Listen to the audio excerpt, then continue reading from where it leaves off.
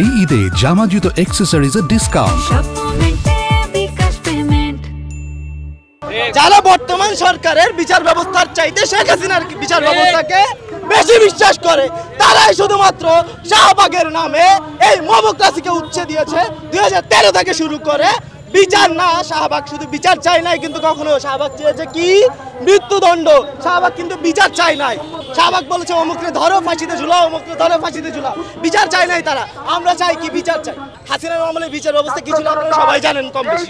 সেই বিচার ব্যবস্থার আলোকে যে বিচারগুলো হয়েছে সেই বিচারকে রিওপেন করতে হবে, সেই বিচারকে নতুন করে দেখাতে হবে যে এইগুলো কতটা ভুয়া ছিল, মানুষকে কিভাবে হত্যা করা হয়েছে বিচার প্রক্রিয়ার নামে। এবং এখানে যারা সেই হত্যাকাণ্ডকে সমর্থন করছে তারা নিঃসন্দেহে শেখ হাসিনার বিচার ব্যবস্থাকে সমর্থন করছে। 24-এর শত্রু, 71-এর শত্রু, 90-এর শত্রু, যারা এই বিচ্ছিন্ন বিক্ষিপ্ত ভাবে এই যে আমাদের আজকের প্রতিবাদকে বিতর্কিত করতে আসছে, তারা 24 এবং 71-এর একই সাথে দোষর। এরা আপনার আমাদের সমাবেশের আলাপ শোনেন, আমাদের সমাবেশে এই বক্তব্য দেওয়া হচ্ছে 71 সালে আজাহারের নেতৃত্বে রংপুরে যে আলবদর বাহিনী পরিচালিত হয়েছে এটা প্রমাণিত। সেখানকার মুক্তিযুদ্ধ থেকে শুরু করে লোকাল যে মুক্তিযুদ্ধ বাহিনী আছে সবাই যারা, এটা প্রমাণিত। ফলে আজাহারকে নতুন ভাবে দেশপ্রেমিক অথবা রাজাকার না, এটা প্রমাণ করার কিছু না।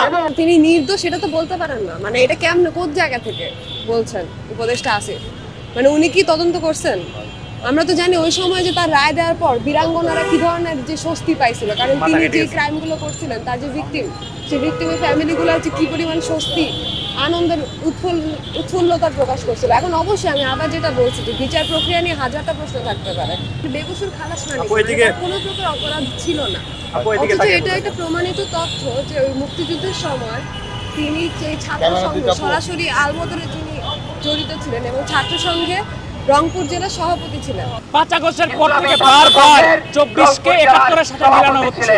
এই জিনিস, এই ষড়যন্ত্র আমরা রুখে দিতে চাই। 69, 71, 24 কোনোটাই আমরা ফেলে দিতে পারি না।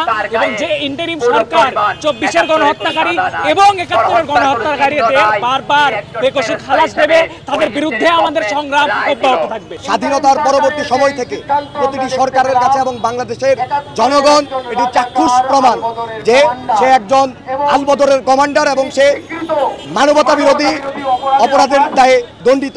কিন্তু এই অন্তর্বর্তীকালীন সরকার সেই আজাহারকে মুক্তি দিয়ে 71-এর যে চেতনা রয়েছে তার সাথে তথা বাঙালি জাতির চেতনার সাথে সে বিশ্বাসঘাতকতা করেছে বলে আমরা মনে করছি। এটিএম আজাহারুজ্জামান উনি 71 বিরোধী শক্তির প্রতীক, হাসিনা 24-এর গণহত্যার প্রতীক। সুতরাং 24-এর গণহত্যাকারীদের বিচার ছাড়া, 71-এর গণহত্যাকারীদের বিচার ছাড়া বাংলাদেশে আমার মা মাটি মোহনা নিয়ে কোনো নতুন রাজনীতির সূচনা হতে পারে বলে আমরা বিশ্বাস করি না।